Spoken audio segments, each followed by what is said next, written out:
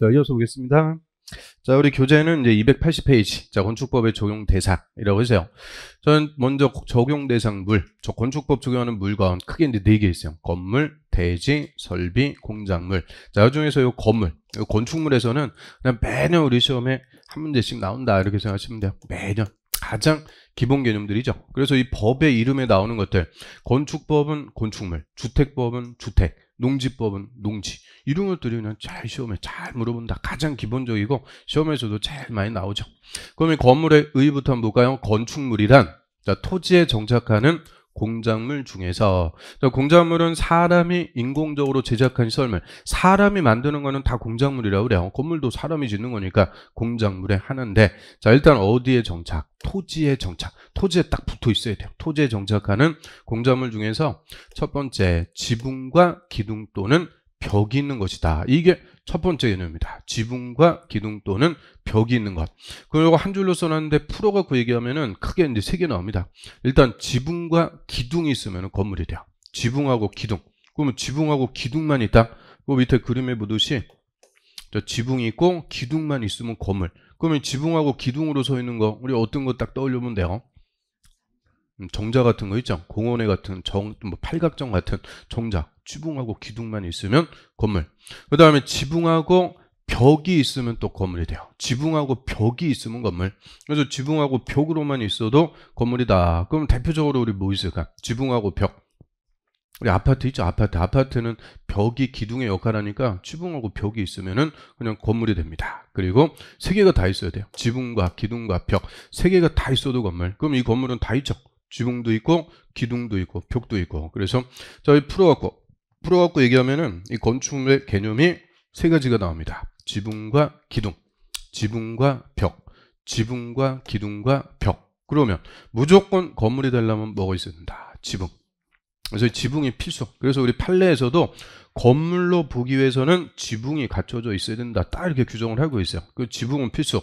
기둥하고 벽은 둘 중에 한 개만 있어도 돼요. 그래서 이거 어렵게 물어보면은 접속사 장난쳐요. 어떻게 장난치겠어요? 지붕 또는 기둥과 벽이 있는 것. 그러면 틀리는 거예요. 무조건 뭐가 있어야 된다? 지붕. 지붕과 필수. 그 다음에 기둥하고 벽은 한 개만 있어야 되니까 기둥 또는 벽이 있는 것이다. 이런 거는 그냥 애호갖고 맞히는 게 아니고 자꾸 읽다 보면은 뭔가 딱 읽는 순간 틀리게 나오면 섬찟하다 그랬죠? 뭔지 알진 모르겠지만 섬찟해. 그러면 이제 그거 딱 찍어내는 거예요. 이게 이제 자꾸 읽다 보면은 스스로 이제 발견해내는 거죠. 그래서 지붕 또는 기둥과 벽 이러면 틀리니까 자꾸 읽어봐야 돼요. 자, 한번 읽어보시면 지붕과 기둥 또는 벽이 있는 것이다. 자꾸 읽어가지고 입에 그냥 익숙해지면 끝나요. 그 다음에 두 번째, 이에 딸린 시설물. 그럼 건물에 딸려갖고 설치하는 시설물, 뭐 대표적으로 대문, 담장, 굴뚝. 자, 이런 것들도 다 건물이다. 그 얘기입니다. 그래서 대문, 담장, 건물에 딸려갖고 설치하면 다 건물. 그 다음에 세 번째, 지하나 고가의 공작물 해놨는데, 지하나 고가의 공작물. 여기서 공작물의 의미는 도로를 얘기합니다. 도로. 그래서 지하 도로. 고가 도로 이런 거 도로. 그래서 지하도나 고가 도로에 설치하는 사무소, 공연장, 점포, 자고, 창고. 자, 그 밖에 대통령령으로 정하는 거 없어요. 그래서 이 세 번째 개념, 이게 이제 잘 물어보는데요.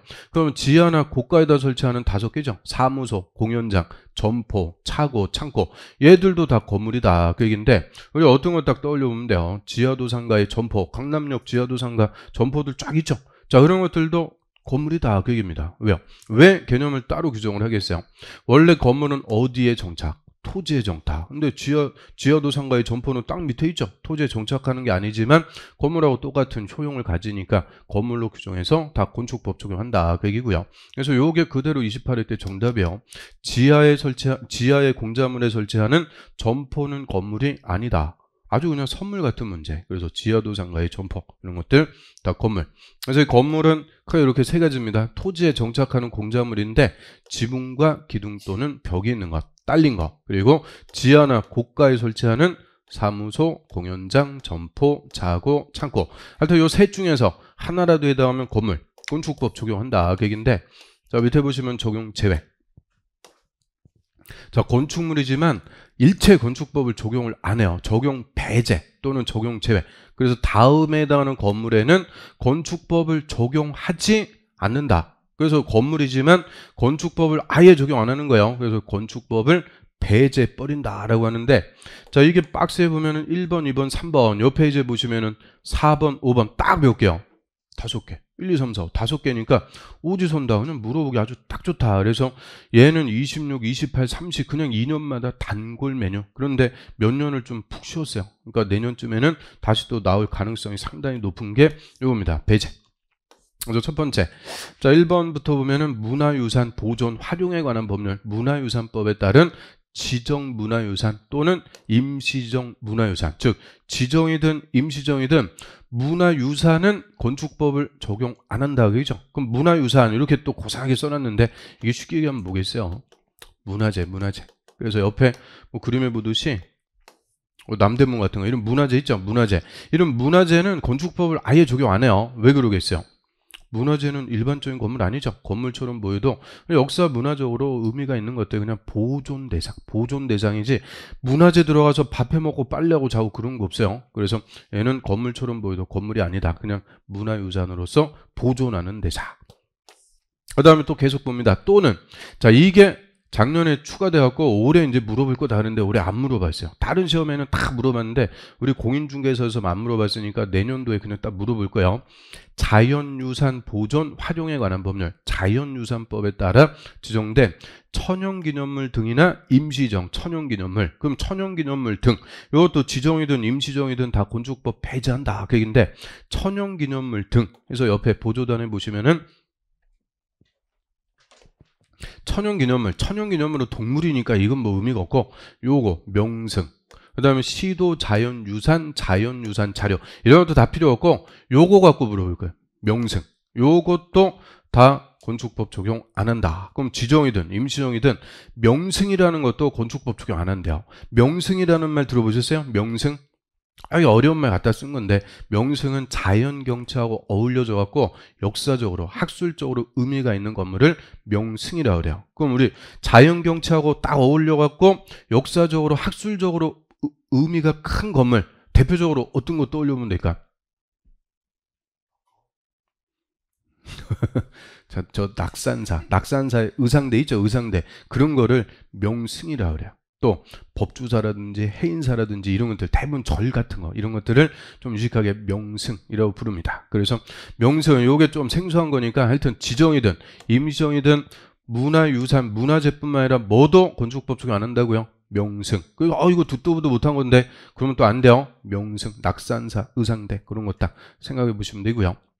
그 다음 밑에 보시면 두 번째, 철도나 궤도에 선로부지에 있는 시설. 철도나 궤도는 원형으로 된 철도라 그랬죠. 서울 지하철 2호선 같은 거. 이게 다 철도의 선로부지에 있는 철도의 부속물들. 운전 보안 시설 했는데, 자, 운전을 위해서 보안 시설. 이거 대표적으로 뭐 있을까요? 철도 건널목 생각하시면 돼요. 기차 들어올 때 땡땡땡 하면서 딱 차단 시설 내려가죠. 기차 다 지나가면 올라가고 이런 게 운전 보안을 위한 시설들. 운전 보안 시설. 그리고 철도 선로의 위아래를 가로지르는 보행선, 기찻길 위에 육교 같은 거, 그리고 승강장, 플랫폼, 그 다음에 급수, 급탄, 급유시설. 그래서 동그라미 1, 2, 3, 4 이게 그대로 30회 때 그냥 한 문제입니다. 그래서 4개 그대로 그냥 물어본 거죠. 그래서 철도의 부속물에 불과한 것들이니까 얘들은 건축법을 적용하는 게 아니고 철도법에 따라 설치를 합니다. 철도법. 그리고 고속도로 통행료 징수시설, 이게 뭐예요? 톨게이트, 하이패스 같은 톨게이트. 이건 도로의 부속물이라고 그래. 도로의 부속물. 그 다음에 또 옆에 이제 보시면은 컨테이너를 위한 간이 창고. 컨테이너를 위한 간이 창고인데 산업집적 활성화 공장 설립에 관한 법률에 따른 공장 용도로만 사용하는 건물, 즉 공장 부지에 이 대지에 설치하는 이동이 쉬운 것만. 그래서 그 넓은 이 공장 부지 한켠에 컨테이너 박스 쌓아놓고 창고 같은 걸로 쓰고 있다. 이런 것들은 또 뭐의 부속물에 불과한 거냐? 공장의 부속물. 그래서 저 산업집적 활성화 저 법에 따라서 공장에 딸려갖고 설치하는 거지 따로 건축법 적용하는 거 아니고요. 그 다음 5번에 하천법에 따른 하천구역의 수문조작실. 자, 수문조작실 요거는 뭐겠어요? 우리 4대 강 사업하면서 강마다 큰 보를 설치해놨죠. 보에다가 물 막았다가 흘려보내고 하는 수문조작실. 얘들도 하천의 부속물에 불과한 거지 땅에다가 짓고 그러는 거 아니죠. 그래서 하천의 부속물에 불과한 수문조작실 이런 것들은 건축물처럼 보여도 건축법을 적용하지 않는다. 그래서 딱 5개. 5개니까 시험에 잘 물어보니까요. 자, 이것도 뭐 간단하게 정리하시면 돼요. 자, 문화유산 할 때 문화, 철도 할 때 철도, 고속도로 할 때 고, 컨테이너 할 때 컨. 얘는 수문 조작실 할 때 수. 그래서 동그라미 친 거 그대로 읽으니까 뭐가 돼요? 문화, 철도, 고컨수. 이렇게 딱 정리하면 되죠. 문화, 철도, 고컨수. 이거 우리 어렸을 때 그 만화 그것도 유명한 거 뭐 있었어요? 은하철도 999 하듯이 비슷하게 문화철도 고컨수. 컨자 때문에 좀 배렸어요. 하여튼 은하철도 999 그 메텔 참 이쁘고 그랬는데 메텔과 철이 나오고 그런 이제 만화 딱 떠올려 오시면 돼. 문화철도 고컨수 이렇게 정리하는데, 자 그런데 이게 또 28회 때는 문화철도 고컨수 이렇게 해도 틀리게 뭐가 꾸준냐? 컨테이너를 이용한 주택. 그래서 틀리게 컨테이너를 위한 주택이 아니고 컨테이너를 이용한 뭐라고요? 간이 창고. 그것도 공장 부지에 설치하는 이동이 쉬운 것만. 그래서 이 정확하게 알아야 돼요. 아주 잘 물어보다 보니까 꼼꼼하게 물어봐요. 꼼꼼하게 장난쳐갖고 문화, 철도, 고컨수. 일단 딱 키워드 잡아갖고 정확하게 자꾸 그건 읽어보셔야 되는 거예요. 제가 아무리 말씀드려도 여러분들이 안 읽어보면 또 바꿔놨을 때 틀려. 문화, 철도, 고컨수 정확하게 읽어보시고. 그래서 이 5개 이제 배제되는 거, 문화철도, 고컨수 얘들은 건축법을 아예 적용 안 하는 거예요. 그럼 이 배제가 아니면 건축물에는 다 건축법 적용합니다. 그런데 건물의 종류가 몇 개가 있을까요? 건물의 종류 400여 개가 넘는 건물의 종류가 있어요. 엄청나게 건물도 주택부터 시작해갖고 엄청나게 종류가 400개가 넘어가는데, 이 400개가 넘는 건물의 종류별로 일일이 건축법을 규정할 수가 없는 거예요. 법기술의 한계라고 그래요. 그래서 건축법에서는 건물의 종류를 비슷한 구조, 목적, 형태별로 묶어가지고 용도라는 것을 정해놓고 용도별로 이제 건축법이 싹 규정이 됩니다. 그러면 이하에서 우리가 건축법이라는 걸 공부하려면 뭐부터 알아야 되냐? 용도. 요거부터 알아야 돼요. 용도. 그래서 우리 그냥 앞에서 넘어왔는데, 좀 전에 다중형 건물이라고 할 때 첫 번째 요건 문, 종, 판, 운, 의, 숲 5천 이상이라고 그랬죠. 여기서 문, 종, 판, 운, 의, 숲 이게 다 뭐냐? 용도예요. 용도. 용도를 얘기합니다. 그러니까 이 건물이 무슨 용도인지 그거부터 알아야 건축법을 공부해 나갈 수가 있다. 그래서 건물의 종류가 무슨 용도냐 이거부터 따지는데요. 자, 그런데 우리 시험에 잘 물어볼까요? 안 물어볼까요? 잘 물어본다. 그죠? 잘 물어본다. 그래서 공법의 가장 기본이 크게 2개입니다. 토지에서는 용도죠. 그리고 건축물에서는 용도. 이거부터 알아야 돼요. 가장 기본. 근데 용도 몇 개 없어요. 딱 몇 개 있냐? 30개 있습니다. 그래서 30개 용도가 있고, 용도별로 작게는 한두 개, 많게는 10몇 개씩 건물의 종류들이 쭉 열거가 되어 있는데요. 자, 밑에 보시면은 첫 번째 용도가 단독주택입니다. 단독주택. 그리고 쭉 내려보시면 두 번째 용도가 공동주택이에요. 공동주택. 단독주택, 공동주택 이런 말 많이 들어봤죠? 이게 다 건물의 용도를 얘기해요. 용도. 또 한 페이지 넘겨보시면 3번에 일종 근린생활시설. 자, 일종 근린생활시설. 자, 여기 가까울 군자 이웃인자. 가까운 이웃 쪽에서 생활 편익을 제공해주는 우리 집 주변에 널려 있는 것들이 근린생활시설인데, 요거는 줄여갖고 근생이라고 그래요. 근생. 일종 근생. 이렇게 줄여갖고 부르고요. 또 쭉 내려와 보시면은 4번에 이종 근생. 이종 근린생활시설. 등등등 해갖고 한 2페이지 넘겨보시면 이제 5번의 문화집회시설부터 30번 야영장시설까지. 그러니까 이 건물의 용도가 총 몇 개가 있는 거냐? 30개가 있다. 30개. 그래서 30개 용도별로 이제 건물들이 종류들이 쭉 규정이 돼 있는데, 저희 5번부터는 그냥 이름 정도 파악하시면 끝나요. 우리 시험에 나오는 것은 이종근생까지. 이종근생. 요 4번.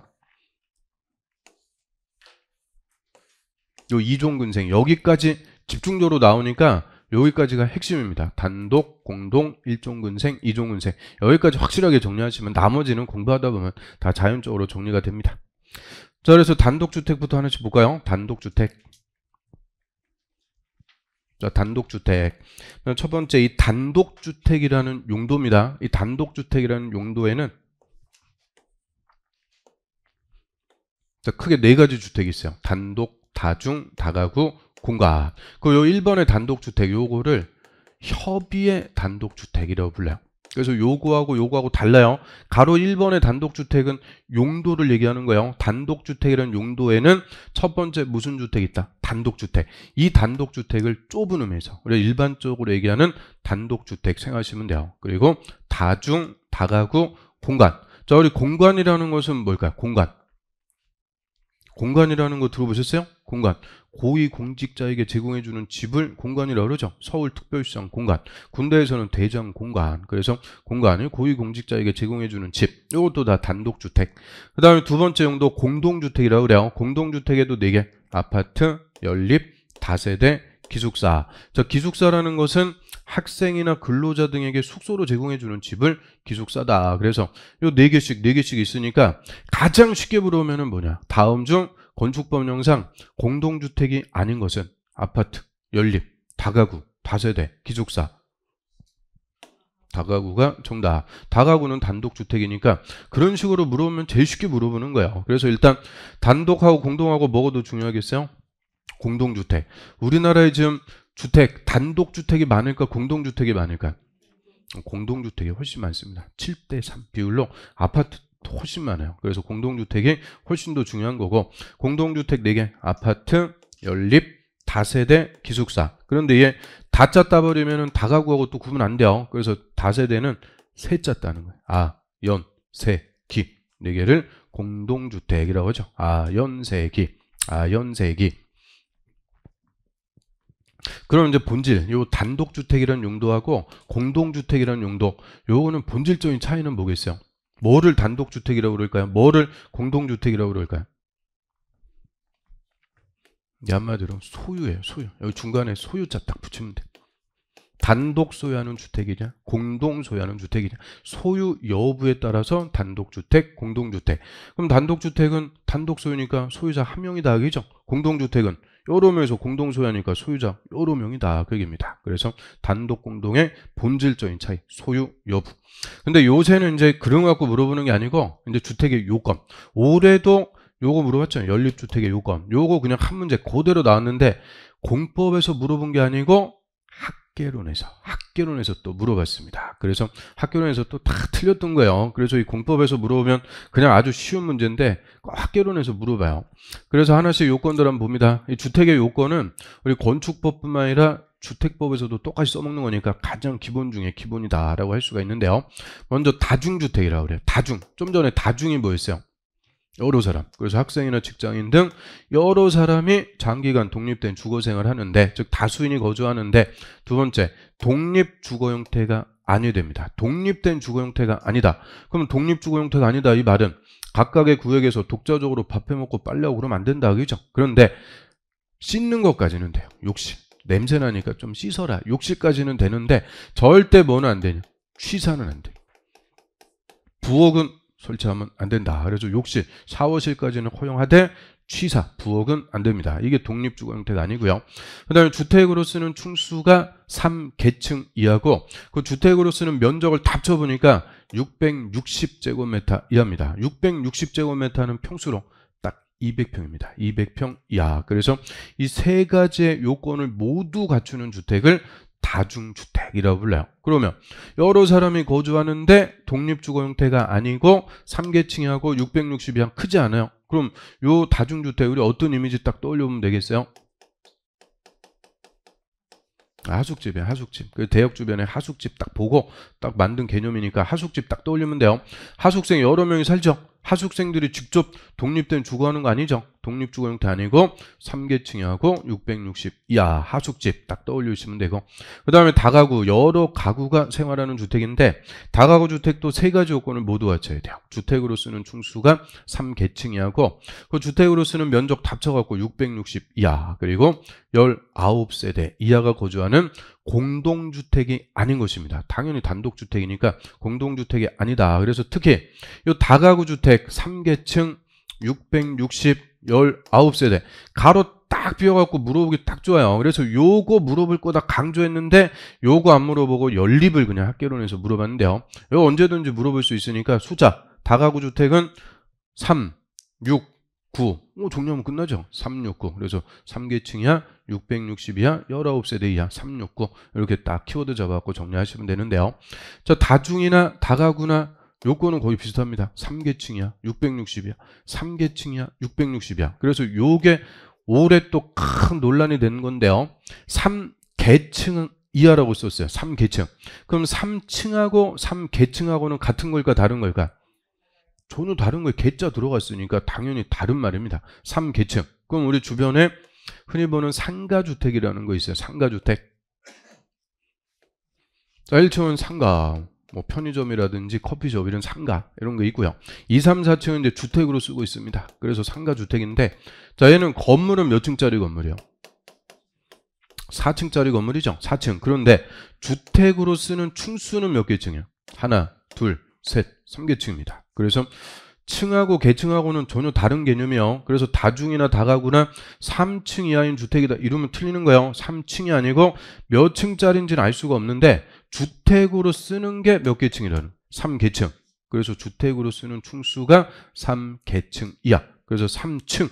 연립주택에서 올해 4층 이하다, 4계층 이하다 이렇게 물어봤다며. 그래서 4층하고 4계층하고는 전혀 다른 개념이다. 정확하게 알고 계셔야 돼요. 그거 다 틀렸어요. 그래서 틀린 것 같네요. 또 아무튼 4계층, 3계층. 그리고 이 주택으로 쓰는 면적을 다 합쳐보니까 얼마 이하고? 660, 200평 이하고 19세대 이하라고 그랬으니까 자, 이렇게 뭐 한 층에 한 4세대씩 원룸식으로 된 빌라 같은 거 이런 거 딱 떠올려 보시면 다가구다 알 수가 있죠. 그 다음에 공동주택. 자, 아파트. 우리 아파트 하는데 아파트 요새 또 아파트 해갖고 아주 그냥 빌보드 1위 하고 있어요. 그 아파트는 뭘 아파트라고 그래요?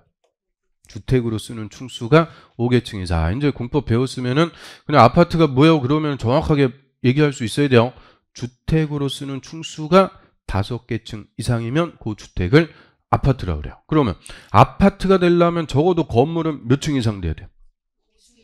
5층. 4층짜리는 전부 주택으로 써봤자 4계층밖에 안 나오는 거죠. 그래서 5층 이상인 건물에서 주택으로 쓰는 게 5계층 이상 되면 그 주택 부분은 아파트라고 부릅니다. 아파트. 얘는 면적 필요 없어요. 그냥 5계층 이상이면 다 아파트. 그 다음에 연립과 다세대는 주택으로 쓰는 층수가 둘 다 4계층 이하입니다. 자, 5계층부터는 뭐가 돼버려요? 아파트. 4계층 이하인데 한 개 동에서 주택으로 쓰는 면적을 다 합쳐보니까 660제곱미터 200평을 초과 큰 거예요. 200평 초과 큰 거면 연립, 200평 이하, 660 이하 작은 거면 다세대. 그래서 대부분 우리 연립이나 다세대를 보통 뭐라고 부르겠어요? 빌라라고 그래요. 빌라. 그냥 대부분 다 통칭해갖고 빌라라고 하는데 200평 초과한 거, 큰 거. 이 강남에 부자들이 사는 큰 빌라 있죠. 그런 것들은 연립이라고 부르는 거고 660이야 작은 거면 다세대라고 불러요. 그래서 초과냐 이하냐 규모로 딱 구분하는 게 연립과 다세대니까 이거 어떻게 정리하면 돼요? 연립이 뭐예요? 초과. 연초. 또 연초 피다가 또 죽는다. 다이. 그래서 연립초가 다세대 이하. 깔끔하죠. 연초 다이. 그래서 맨날 병원 가고 건강검진 받으면 담배 끊으세요. 알겠어요. 그리고 연초 계속 핍니다. 연초 다이. 이렇게 정리하시면 되고, 그 다음에 아파트하고 연립 다세대는 5계층 이상이냐 4계층 이하냐 이 층수, 주택으로 쓰는 층수로 구분. 그러면 다세대하고 다가구, 보통 우리가 다 그냥 빌라라고 불러요. 빌라. 다 통칭하고 빌라라고 하는데 다가구는 단독, 다세대는 공동. 그럼 단독과 공동의 차이점은 뭐라고 그랬어요? 소유 여부라고 그랬죠. 그럼 예를 들어 갖고 우리 주변에 많이 볼 수 있는 3층짜리 빌라 있습니다. 3층 빌라. 한 층에 두 세대씩 각 세대당 면적 100제곱미터. 그리고 당연히 욕실, 부엌 설치해갖고 독립된 주거 형태를 갖추고 있고요. 독립 주거 생활하는 거고. 그럼 요 무슨 빌라? 자, 얘는 무슨 주택이냐 이렇게 물어보는 거예요. 무슨 주택이다. 그럼 일단 주택으로 쓰는 요건. 주택으로 쓰는 게 몇 계층? 3계층. 그 다음 주택으로 쓰는 면적 100, 200, 3층이니까 600제곱미터 6세대가 삽니다. 주택의 요건 딱 써놓고 하나씩 대입해보면 되죠. 일단 다중주택은 독립주거 형태 아니다 그랬으니까 다중은 아니고요. 다가구 3계층 이하 660 이하 19세대 이하 다 충족했으니까 자, 요 빌라는 무슨 주택? 다가구 주택입니다. 맞아요. 다가구. 그런데 다가구만 돼요? 또 뭐도 될 수 있어요? 자, 아파트는 될 여지가 없죠. 5계층 이상이니까. 그럼 연립하고 다세대 중에서 뭐가 될 수 있다? 다세대. 4계층이하고 660이야. 다세대는 몇 세대 안 따지니까 4계층이야 660이야. 다세대 주택의 요건도 충족했으니까. 자, 요 빌라는 다세대 주택입니다. 맞아요. 그래서 다가구도 정답, 다세대도 정답. 이렇게만 주고 건축법에서 구분해라. 못한다 하객입니다. 이거는 무슨 여부라고 그랬어요? 소유 여부라고 그랬으니까 우리가 이 건물의 소유 관계를 보려면 뭘 띄워봐야 돼요?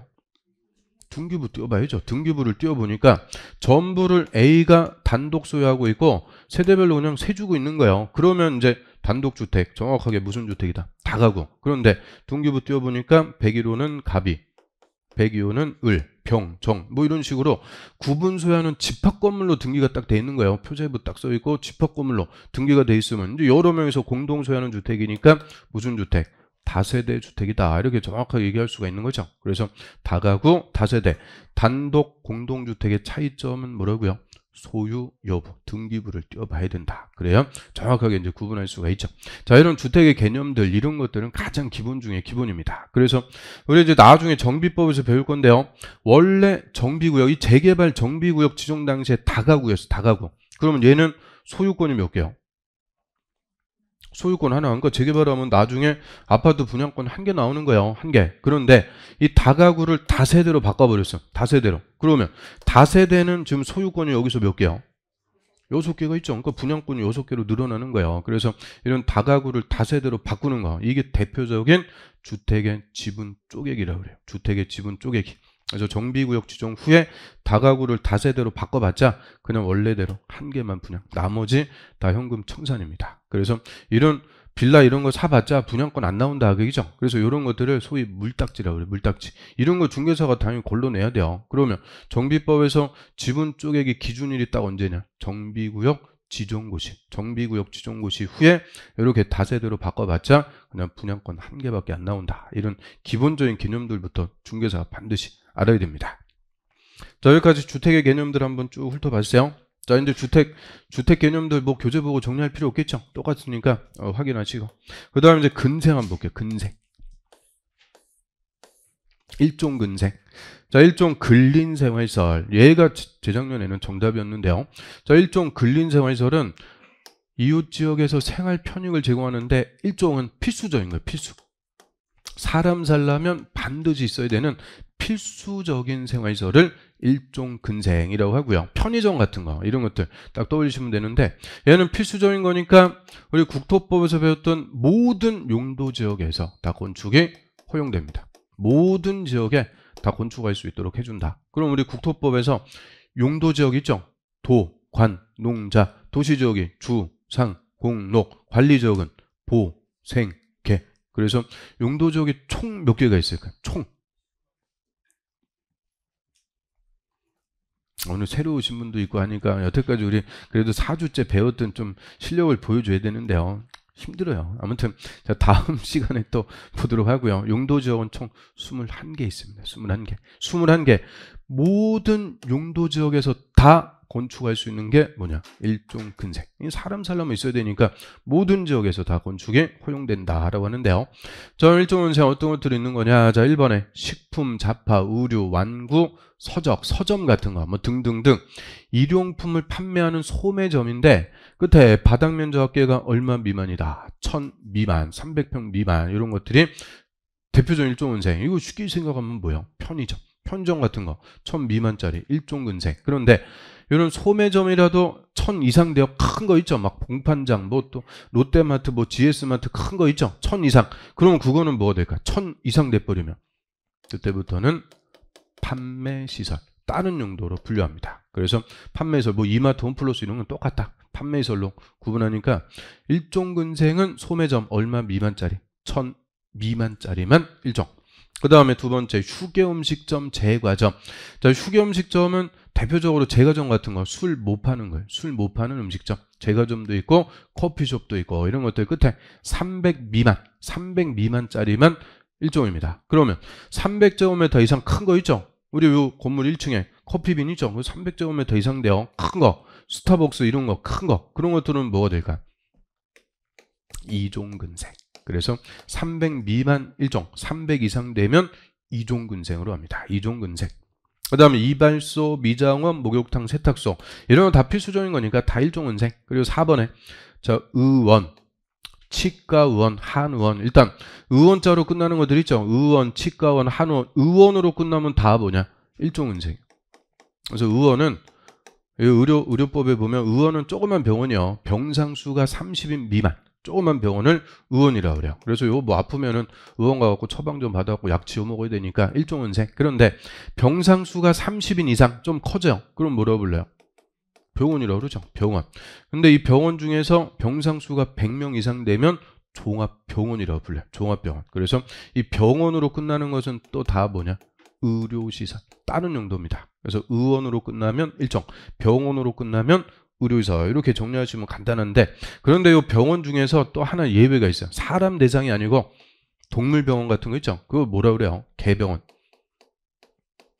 개병원. 이런 동물병원. 이거는 일종근생 아니면 이종근생. 다 근생으로 합니다. 근생. 그래서 의료기관은 이렇게 이제 세 가지 딱 정리하시면 끝나요. 의원으로 끝나면 다 뭐라고요? 일종근생. 병원으로 끝나면 의료시설. 근데 동물병원, 개병원은 일종근생 아니면 이종근생. 그러면 정신병원은 뭘로 갈까요? 정신병원. 정신병원 의료시설이요. 또 뭐 이종근생 그러면 안 돼요. 그래서 정신병원도 다 병원 의료시설입니다.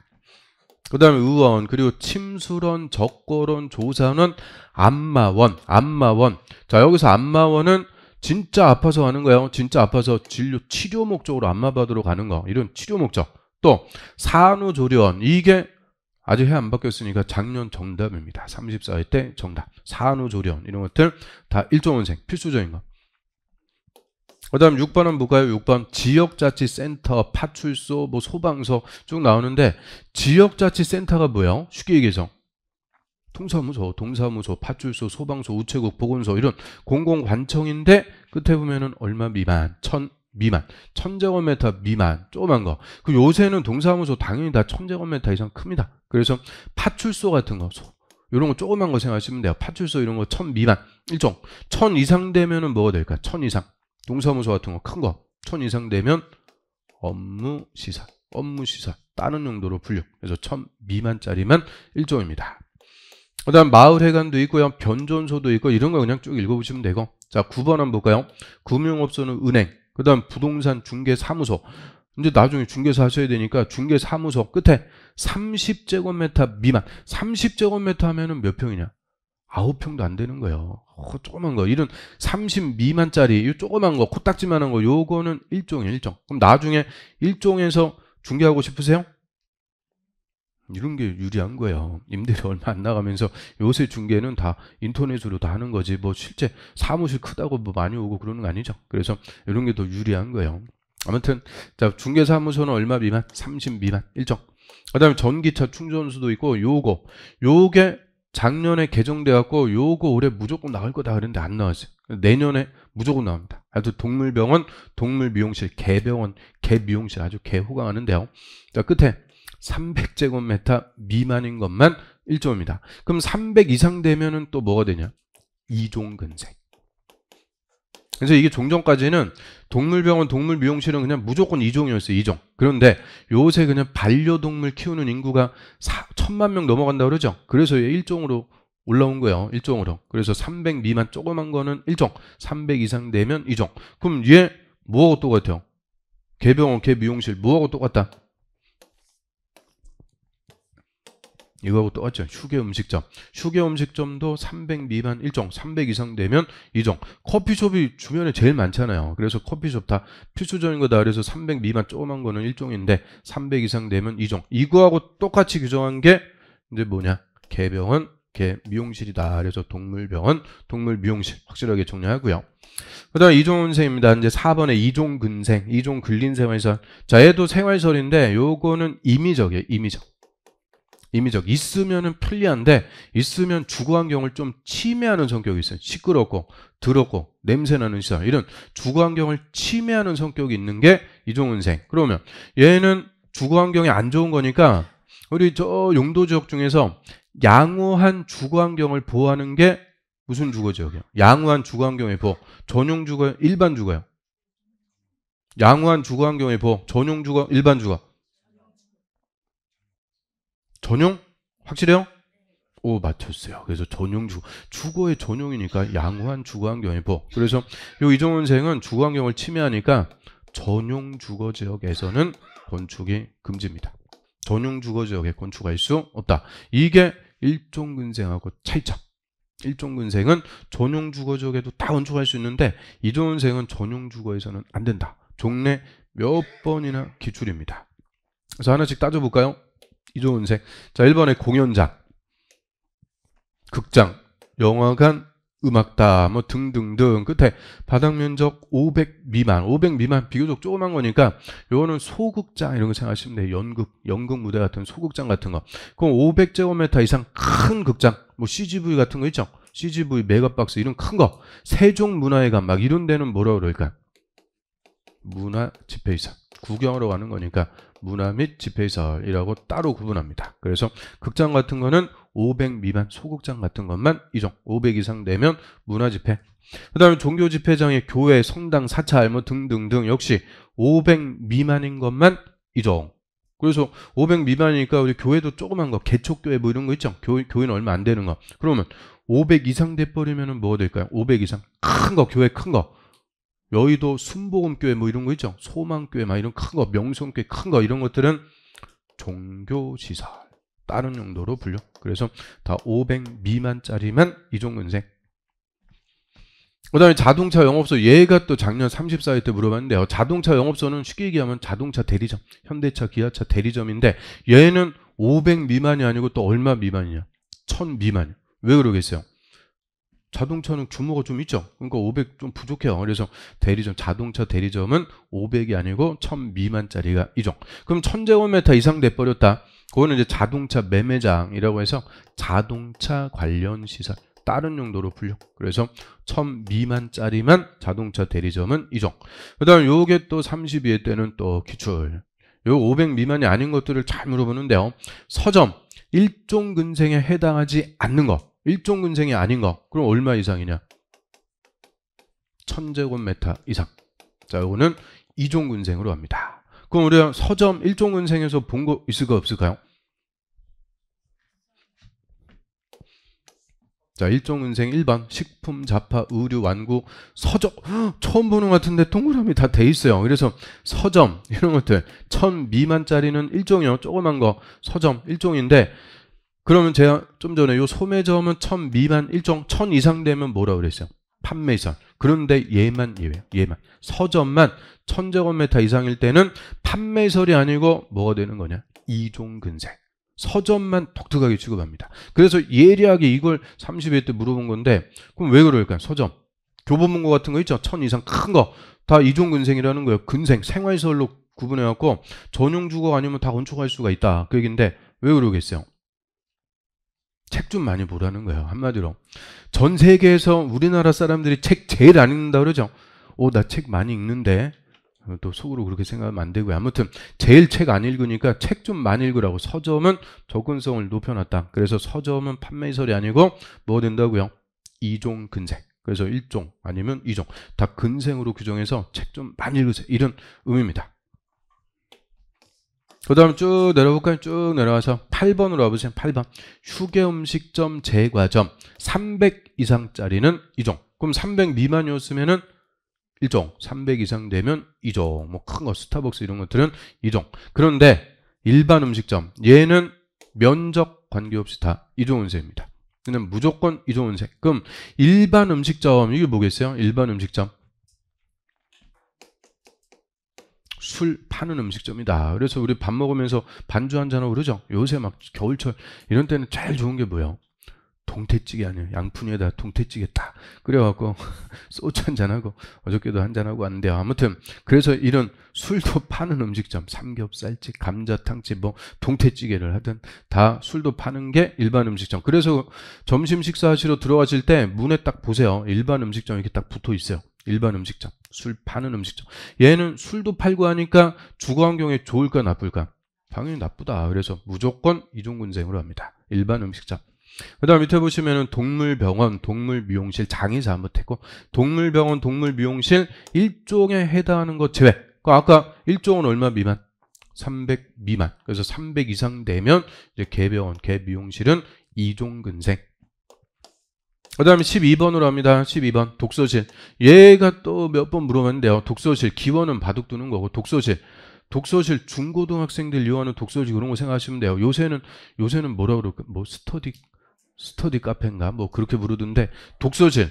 그럼 이 독서실 조용해요? 시끄러워요?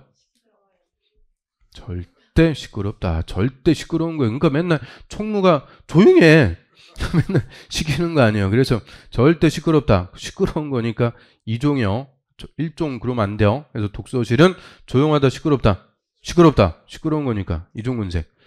그래서 자 이게 몇 번 기출인데요. 독서실은 전용 주거 지역에 건축할 수 있다? 없다? 없다. 그래서 독서실 전용 주거 지역에 건축할 수 있을 것 같죠? 안 되는 거예요. 2종 근생이니까 안 됩니다. 그래서 그런 식으로 2번이나 기출이에요. 그래서 독서실 2종. 그 다음에 또 밑에 보시면 14번으로 와볼까요? 저 금융업소 옆에 부동산 중개사무소 500 미만 2종입니다. 500 미만 좀 규모가 됩니다. 중개법인 뭐 이런 것도 500 미만 2종. 그러면 500제곱미터 이상 돼버리면 또 뭐가 되냐? 500 이상 더 커요. 업무시설. 그래서 이 중개사무소는 용도가 무려 3개가 됩니다. 우리 좀 전에 1종 근생에서도 봤어요. 중개사무소 1종 근생 얼마 미만? 30 미만. 30 미만짜리 1종. 500 미만짜리는 2종. 500 이상 되면 업무시설. 용도가 그냥 무려 3개가 들어가는 게 중개사무소. 독특한 거죠. 그 다음에 또 밑에 보시면 다중생활시설. 여러 명이 생활하는 시설. 다중생활시설 이거 옛날에는 뭐라고 부르는 거냐? 고시원이라고 불렀어요. 고시원. 그래서 고시원. 근데 요새는 이제 고시원 아니죠. 고시원 가갖고 막 고시공부하고 다 떨어져요. 그래서 우리 시험도 나와주면 9월달 가갖고 나 혼자 공부해야지 절에 간다 그랬지. 절은 제발 가지 마시라고 그랬어요. 고시원 가갖고 혼자 공부하면 다 떨어지는 거예요. 그래서 9월달 이후에 고시원 이런 데로 가면은 합격자에도 없어진다 그랬어요. 하여튼 끝까지 같이 공부해야 된다 그랬는데 그래서 옛날에는 막 고시 공부하고 막 그랬던 데인데 요새는 그런 개념이 아니죠. 그냥 임대 보증금도 낼 돈이 없으니까 한 달에 30만 원, 40만 원 내고 숙식을 해결하는 장소로 전락해버리는 게 고시원입니다. 그래서 이제 고시원이라고 안 부르고 뭐라고 부르는 거냐? 여러 명이 생활하는 시설. 다중생활시설이라고 부르고요. 다중생활시설도 끝에 500 미만 조그만 거. 고시원 조그만 거 500 미만은 2종. 그 500 이상 되면은 뭘까? 500 이상. 고시텔. 그래갖고 숙박시설로 따로 구분합니다. 숙박시설. 500 미만짜리만 2종. 500 이상 되면 숙박시설이 돼요. 고시텔. 그 여기까지 지금 이종훈생이 제일 많아요. 이종훈생은 대부분 얼마 미만이냐? 공연장, 종교집회장 다 500 미만이죠. 또 요 중개사무소도 500 미만, 다중생활시설, 고시원도 500 미만. 대부분 이종은 500 미만이에요. 그러니까 500 미만 좀 규모가 있는 건데 자 그런데 17번 봐요. 단란주점. 단란주점은 또 뭘까요? 단란주점. 우리 법적으로 단란주점, 단란하게 술 먹는 거예요? 단란주점. 자, 이게 이제 다 식품위생법에서 그냥 술 못 파는 음식점은 뭐라고 불렀어요? 휴게 음식점. 술도 팔면 일반 음식점. 갈수록 규제가 좀 세지는 거예요. 그 다음이 단란주점. 단란주점은 술 파는 노래방이라고 그래요. 술 파는 노래방. 원래 노래방에서는 술 못 팔아요. 근데 술도 팔게 법적으로 허가받았다. 그거를 법적으로 단란주점. 그런데 단란주점 위에가 이제 뭐냐? 유흥주점이라고 그래요. 유흥주점. 유흥주점은 술 파는 노래방인데 뭐까지 두냐? 유흥종사자. 아가씨까지 둘 수 있으면 유흥주점. 유흥주점이 규제가 제일 센 거예요. 아무튼 이렇게 이제 단계가 올라오는데 그럼 우리 술 파는 노래방, 단란주점. 아가씨 부르면 나와요, 안 나와요? 원래 두면 안 되는 거예요, 법적으로. 그런데 아가씨 부르면 다 나와요. 없으면 옆집에서 꺼서라도 다 데리고 옵니다. 그래서 아가씨 한 2명 부르고 양주 한 3병 깠다. 얼마 나와요? 150. 그래서 단란주점은 500 미만이 아니고 얼마 미만? 150 미만. 500 아니 단란주점 가서 500 쓰고 뭐 재벌이세요. 그래서 막 돈 뿌리고 막 그런 이미지 떠올리고 그러면 안 돼요. 그래서 단란주점 500이 아니고 150. 그러니까 이종훈생은 대부분 얼마 미만인데 500 미만인데 단란주점은 500이 아니고 150. 그러니까 우리 딱 알았죠. 이제 단란주점 가면 얼마 쓴다? 150. 그래서 150 미만짜리가 이종. 그럼 150 이상 되면 룸사롱하고 똑같은 거죠. 유흥주점. 위락설로 합니다. 위락설. 그래서 150 미만만 이종근생 단란주점. 그래서 엊그제 또 저번 주에 저 합격자 모임 또 합격자 발표하고 그 금요일 날 합격자 모임에 갖고 또 불려 나와갖고 하여튼 1차에 2차에 3차까지 그냥 아유 술에 쩔어가지고 그런데 하여튼 내년 이맘때쯤에 여러분도 다 내년도 시험 36회 다 합격하셔갖고 합격자 모임에서 웃으면서 이렇게 볼 수 있게끔 제 건배사 재건축했어요. 공법이니까 재건축. 재건축 뭘까요? 재자 한번 불러보세요. 재물복, 건강복 모두 받으시고 축하드립니다.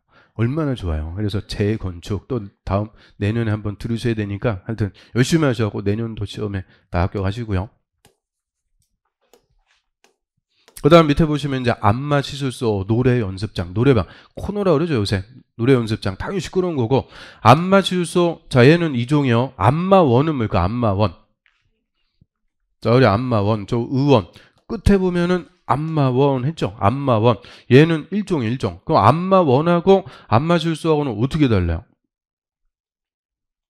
안마원은 진짜 아파서 가는 거고 안마실소는 진짜 아파서 가는 거 아니죠? 그럼 왜 가냐? 됐어요. 아무튼 그래서 안마실소는 진짜 아파서 가는 거 아니니까 그래서 임의적인 이종근생. 그래서 이종은생 뭐 나머지 뭐 됐고 그래서 여기까지 이종은생이 19번 제일 많습니다. 제일 많은데 자 면적도 지금 1종근생, 2종근생 얼마 미만, 얼마 이상일 때는 뭐다 제가 다 말씀드렸죠. 그게 다 나머지 거하고 연결이 돼갖고 다 정리가 되는 거예요. 그래서 2종근생까지가 제일 중요하다. 여기까지만 입문과정에서는 보겠습니다. 나머지 이제 5번의 문화집회설부터 요 30번 야영장설까지 요거는 이제 기본서 와서 중요한 거 이름만 몇 개 보면 돼요. 이름만. 나머지 것들이 중요한 게 아니고. 그 다음 이제 두 번째 대지 한번 볼게요. 대지. 자, 대지라는 것은 건축법에 따라서 건물 짓는 땅을 대지라고 그랬어요. 즉 건물이 있는 땅은 뭐라고 그러고? 대지. 건축법 적용. 건물이 없는 땅은 토지. 국토법 적용. 그래서 건축법에 따라서 즉 건축법의 기준에 맞게 건물 건축하는 토지의 단위를 우리가 대지다라고 하는데요. 이 법상의 토지의 단위는 항상 뭐가 기준이냐? 필지입니다. 필지. 저 부동산 학개론에서 경제학적으로 비슷한 가치를 갖는 토지의 단위는 뭐라고 불러요? 경제학적으로 토지의 단위는 획지라고 부르는 거죠. 획지. 그런데 법상의 토지의 단위는 필지라고 하는 거예요. 필지. 이게 이제 소유권의 대상, 거래하는 대상이 되는 거죠. 그래서 필지. 공간정보 구축 관리에 관한 법률. 자, 이름이 또 긴데요. 이 공간정보 구축 관리에 관한 법률. 이거 무슨 과목에서 배우세요? 공시법에서 배우세요? 다른 학원들은 대답이 없어갖고 공시법도 좀 제발 좀 들으세요 했는데 우리 학원은 월요일이죠. 월요일. 꼼짝 말하네요. 아무튼 그래서 공시법에서 첫 번째로 공부하는 법이 요 법입니다. 이게 예전에는 지적법이라고 불렀어요. 지적법. 그런데 이름이 이제 공간정보 구축 관리에 관한 법률. 공간정보법에 따라서 각 필지로 나눈 토지를 말한다. 이게 대지의 개념입니다. 그럼 대지는 각 필지로 나눈 토지, 즉 각각의 필지, 하나의 필지가 하나의 대지가 돼서 하나의 건물을 짓는다. 그래서 그거를 좀 유식하게 1필지 1대지 1필지 1대지가 원칙이다 이렇게 얘기하는데요. 뭐 어려운 개념이 아니고 자 밑에 보시면은 자 1번지 2번지 요거 뭐라고 읽어요? 다시라고 하는 거 아니죠. 다시가 아니고 의. 그래서 의 1번지 의 2번지 이런 1번지 2번지 지번이 부여되는 토지의 단위를 뭐라고 부른다? 필지. 그래서 이게 한 필지고 이게 한 필지고 그래서 1번지 하나의 필지가 하나의 대지가 돼서 하나의 건물 지어놨죠. 이게 일반적인 모습이에요. 요거를 좀 유식하게 뭐라고요? 1필지 1대지. 그래서 하나의 필지가 하나의 대지가 돼서 하나의 건물을 짓는 게 일반적인 개념인데 자 그런데 요 1번지하고 2번지를 다 갑이 소유하고 있어요. 갑이 다 소유하고 있는 땅이요. 그럼 자기 땅이니까 이때는 1번지, 2번지에 걸쳐갖고 건물 크게 지을 수도 있는 거예요. 그러면 이때는 하나의 건물의 대지가 몇 필지가 된 거냐? 2필지가 된 거죠. 즉 2필지 이상도 얼마든지 하나의 건물 짓는 대지가 될 수가 있고요. 저 시골의 넓은 땅, 산이라든지 논밭 이런 것들 몇천 평씩 되죠. 그럼 그 넓은 땅은 일부만 대지로 조성해갖고 건물 지을 수도 있는 거예요. 즉 1필지 일부가 대지가 될 수도 있다. 그래서 얘는 요 단서 갖고 있다 없다 갖고 물어봅니다. 다만 자, 일정한 토지는 2개 이상의 필지를 하나의 대지로 할 수도 있고 또 1필지의 일부를 하나의 대지로 할 수 있다? 없다? 있다. 있다 없다 맨날 요거 장난치니까 그래서 하나의 필지가 하나의 대지가 되므로 필지의 일부는 대지로 할 수 없다. 그럼 틀리는 거예요. 얼마든지 있습니다. 그래서 2필지 이상을 하나의 대지로 또는 1필지의 일부를 하나의 대지로 해서 건물 지을 수도 있고요. 근데 원칙적인 개념은 1필지, 1대지. 자, 이 정도 보시면 되고 그 다음에 이제 넘겨보세요. 자, 두 번째 적용 대상 행위입니다. 건축법 적용하는 행위. 적용 대상 행위인데 시간이 또 금방 갔네요. 하여튼 이놈의 50분이 그냥 숨 쉴 틈 없이 공법 듣다 보면은 시간 가는 줄 모르죠. 좀 쉬었다가 이어서 적용 대상 행위 보겠습니다.